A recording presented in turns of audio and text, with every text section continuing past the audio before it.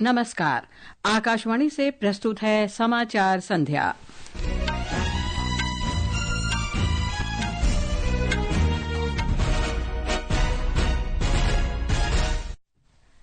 प्रधानमंत्री नरेंद्र मोदी ने उत्तराखंड के देहरादून में भव्य समारोह में 38वें राष्ट्रीय खेलों का उद्घाटन किया। श्री मोदी ने खेलों को एक भारत श्रेष्ठ भारत की भावना को प्रदर्शित करने वाला मंच बताया। प्रधानमंत्री ने कहा, भारत करोड़ों लोगों के आकांक्षाओं से प्रेरित होकर विकास के पथ पर आगे बढ़ रहा है। सरकार ने संसद के बजट सत्र से पहले बृहस्पतिवार को सर्वदलीय बैठक बुलाई।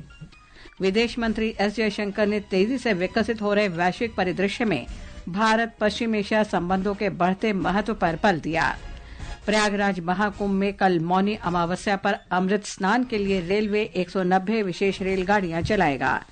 और कुआलालंपुर में अंडर 19 महिला 2020 क्रिकेट विश्व कप में भारत ने सुपर 6 मुकाबले में स्कॉटलैंड को 150 रन से हराया।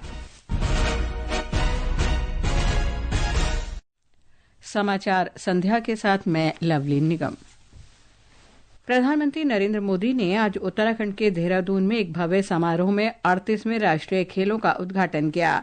इस अवसर पर उन्होंने कहा कि राष्ट्रीय खेल सिर्फ एक आयोजन ही नहीं है, बल्कि एक भारत श्रेष्ठ भारत की भावना को प्रदर्शित करने का बेहतरीन मंच है।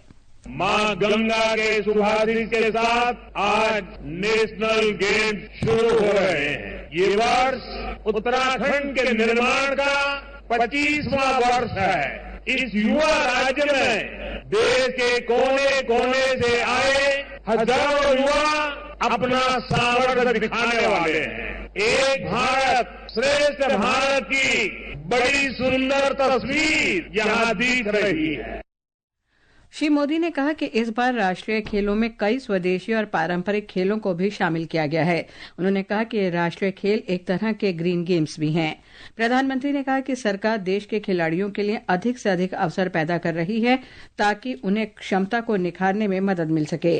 उन्होंने कहा कि भारत 2036 ओलंपिक की मेजबानी के लिए अथक प्रयास कर रहा है। भारत 2036 ओलंपिक्स की मेजबानी के लिए पूरा जोर लगा रहा है। जब भारत में ओलंपिक होगा तो वो भारत के स्पोर्ट्स को एक नए आसमान पर ले जाएगा। ओलंपिक सिर्फ एक खेल का आयोजन पर नहीं होता। दुनिया के जिन देशों में भी ओलंपिक होता है वहाँ अनेक सेक्टर्स को गति मिलती है। देश भर के एथलीटों ने एकता और खेल भावना को प्रदर्शन करते हुए जीवंत एथलीट परेड में भाग लिया। इस कार्यक्रम का मुख्य आकर्षण राष्ट्रीय खेलों की मशाल तेजस्विनी को सौंपना था, जिसने 13 जिलों में 4000 किलोमीटर की प्रेरणादायक यात्रा पूरी की। ओलंपियन लक्ष्य सेन ने प्रधानमंत्री मोदी को मशाल सौंपी। राष्ट्रीय खेलों का आयोजन उत्तराखंड के 8 जिलों के 11 शहरों में अगले महीने की 14 तारीख तक किया जा रहा है। इसमें 35 खेलों की कुल 47 स्पर्धाएं आयोजित की जाएंगी। उद्घाटन समारोह में केंद्रीय मंत्रियों, भारतीय ओलंपिक संघ के पदाधिकारियों और राष्ट्रीय खिलाड़ियों सहित विभिन्न अतिथि भी उपस्थित थे। प्रधानमंत्री नरेंद्र मोदी ने आज भुवनेश्वर में Utkarsh Odisha make in Odisha conclave का उद्घाटन किया। ये राज्य सरकार द्वारा आयोजित प्रमुख वैश्विक निवेश सम्मेलन है। इस अवसर पर प्रधानमंत्री ने कहा कि भारत करोड़ों लोगों के आकांक्षाओं से प्रेरित होकर विकास के पथ पर बढ़ रहा है। आज भारत विकास के ऐसे पथ पर चल रहा है जिसको करोड़ों लोगों की एस्पिरेशंस ड्राइव कर रही है। एआई का युग है, आर्टिफिशियल इंटेलिजेंस ही इसकी चर्चा है, लेकिन भारत के लिए तो एआई सिर्फ नहीं, एस्पिरेशन ऑफ इंडिया हमारी ताकत है। और एस्पिरेशन तब बढ़ती है जब लोगों की नीड्स पूरी होती। इस कॉन्क्लेव का लक्ष्य ओडिशा को प्रमुख निवेश लक्ष्य तथा औद्योगिक केंद्र के रूप में प्रस्तुत करना है। सम्मेलन को संबोधित करते हुए प्रधानमंत्री ने कहा कि पूर्वी भारत देश के विकास का इंजन है। श्री मोदी ने अनुसंधान तथा नवाचार के लिए मजबूत ढांचा तैयार करने की सरकार की प्रतिबद्धता दोहराई और उद्योग जगत से अपील की है कि वे इस दिशा में सरकार के साथ सहयोग करें। 2 दिन के सम्मेलन के जरिए ओडिशा का लक्ष्य 5 लाख करोड़ रुपए से अधिक का निवेश आकर्षित करना है। इससे रोजगार के 3.5 लाख अवसर सृजित होंगे।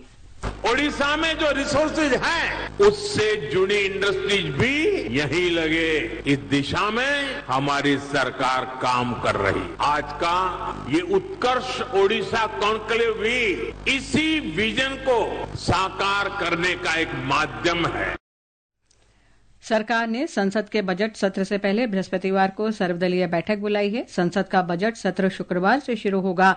वित्त मंत्री निर्मला सीतारामन शनिवार को संसद में केंद्रीय बजट 2025-26 पेश करेंगी। ये समाचार हमारी वेबसाइट www.newsonair.gov.in और हमारे न्यूज ऑन एआईआर ऐप पर भी उपलब्ध हैं। और अब खबरें महाकुंभ से।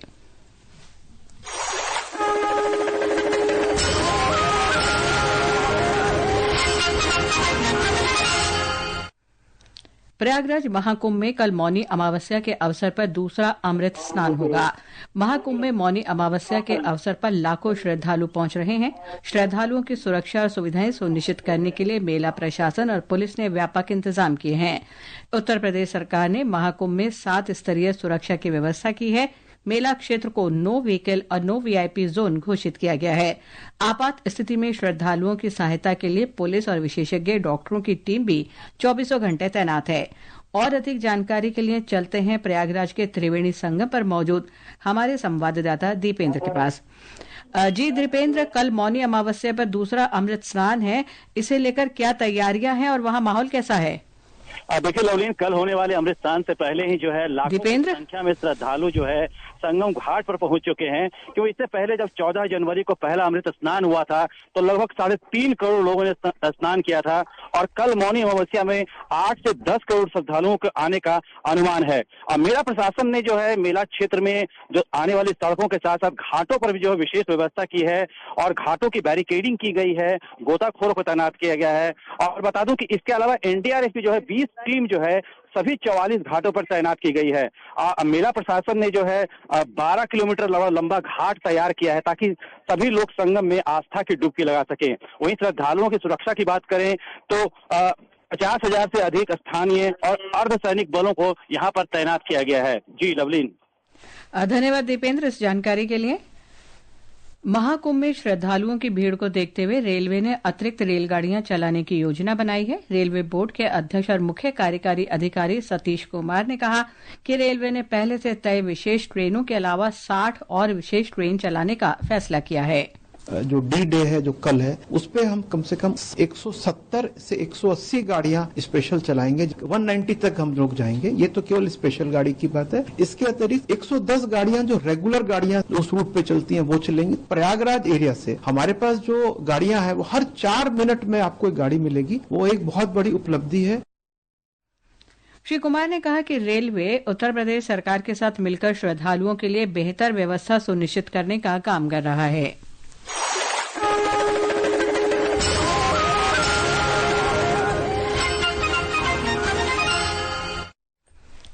विदेश मंत्री डॉक्टर एस जयशंकर ने पश्चिम एशिया के देशों के साथ व्यापार, संपर्क और सांस्कृतिक संबंधों में 1 दशक से चली आ रही वृद्धि का उल्लेख करते हुए आज के बदलते वैश्विक परिदृश्य में इस भागीदारी को महत्वपूर्ण बताया। विदेश मंत्री ने अबू धाबी में रायसीना डायलॉग के उद्घाटन सत्र में भारत और पश्चिम एशिया के देशों के साथ संबंधों के बढ़ते महत्व पर प्रकाश डाला। हाल के वर्षों में विशेषकर खाड़ी देशों के साथ भारत के द्विपक्षीय संबंध काफी गहरे हुए हैं। भारत और खाड़ी के बीच व्यापार सालाना 160 से 180 बिलियन डॉलर तक पहुंच गया है। इस क्षेत्र में 90 लाख से अधिक भारतीय काम कर रहे हैं। Many of you would be familiar with the intensity of India's ties with the Gulf. Our trade is in the region of about 160 to 180 billion dollars annually. The energy dimension is the most visible one, but there is much more to it than that. Whether it is projects, technology, education, health or services, our presence in the Gulf is both pervasive and crucial. ये समाचार आकाशवाणी से प्रसारित किए जा रहे हैं। ताज़ा समाचार जानने के लिए आप हमारे social media handle @AIR news Hindi को फॉलो कर सकते हैं।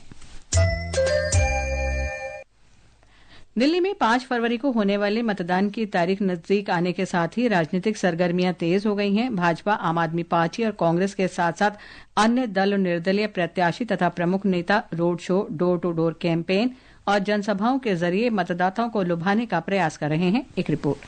वरिष्ठ भाजपा नेता और केंद्रीय गृह मंत्री अमित शाह ने आज शाम कस्तूरबा नगर निर्वाचन क्षेत्र में रोड शो किया और कालकाजी में एक जनसभा को संबोधित किया। उन्होंने आम आदमी पार्टी प्रमुख अरविंद केजरीवाल पर यमुना जल के मुद्दे पर लोगों को गुमराह करने और झूठे दावे करने का आरोप लगाया।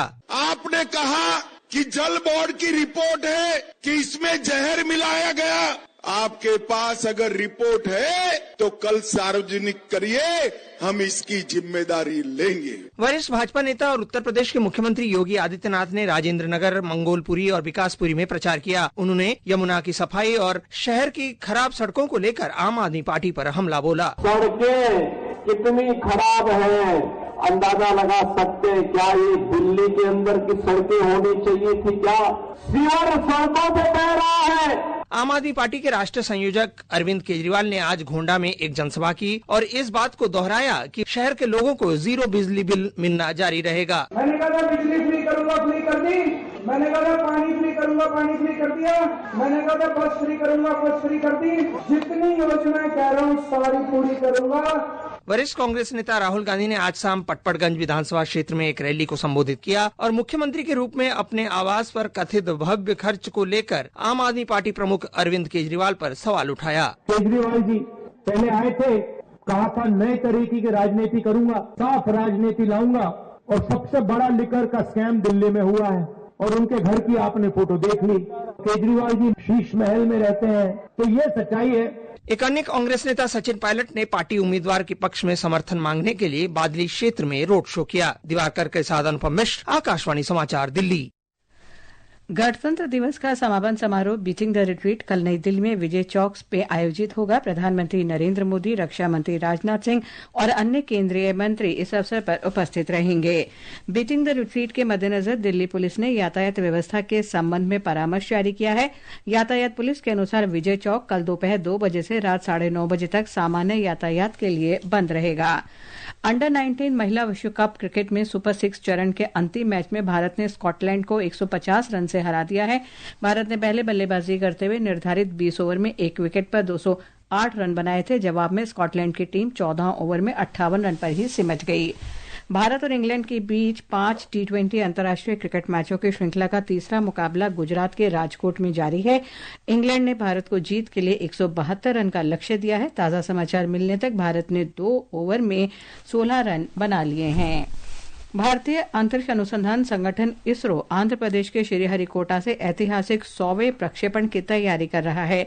कल सवेरे 6:23 पर GSLV F-15 rocket Satish Dhawan अंतरिक्ष केंद्र से उड़ान भरेगा। ये NVS-02 नेविगेशन उपग्रह को जियोसिंक्रोनस ट्रांसफर ऑर्बिट में ले जाएगा। GSLV F-15 स्वदेशी क्रायोजेनिक चरण के साथ GSLV की 8वीं परिचालन उड़ान है और भारत के सापोर्ट श्रीहरिकोटा से 100वां प्रक्षेपण है। अंत में मुख्य समाचार एक बार फिर। प्रधानमंत्री नरेंद्र मोदी ने उत्तराखंड के देहरादून में 38वें राष्ट्रीय खेलों का उद्घाटन किया। श्री मोदी ने इन खेलों को एक भारत श्रेष्ठ भारत की भावना को प्रदर्शित करने वाला मंच बताया। प्रधानमंत्री ने कहा, भारत करोड़ों लोगों की आकांक्षाओं से प्रेरित होकर विकास के पथ पर आगे बढ़ रहा है। सरकार ने संसद के बजट सत्र से पहले बृहस्पतिवार को सर्वदलीय बैठक बुलाई।